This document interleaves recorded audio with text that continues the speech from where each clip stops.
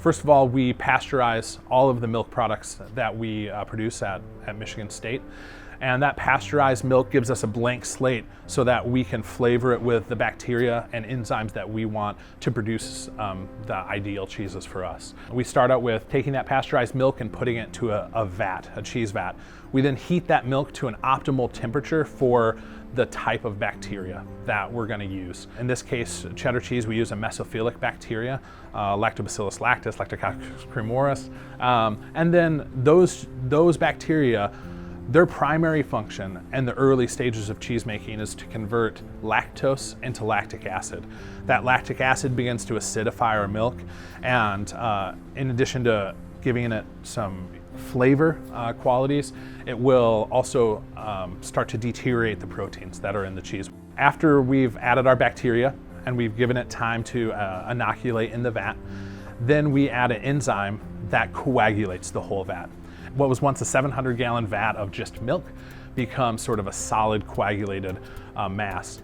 And then we cut those down into smaller curds. This allows more of the whey, the water phase of the cheese to leave, and then we aggregate the solids. We heat that for a period of time until we reach sort of an ideal acidity and moisture target, and then we separate curds and whey. So we drain the vat of all the remaining fluid, and then we allow the curds to start to knit together. So those proteins are going to want to knit together once they have pressure applied upon them. And then after that, it's just a matter of waiting for the bacteria to do their work. So they're going to continue to metabolize the lactose that's remaining in the curd, and then create lactic acid. And we have in our process targeted specific a pH to hit our target taste value, for that cheese. And then once we reach that target, then we will make smaller curds. We'll dry salt those curds, again to add flavor, but the salt also inhibits bacterial activity.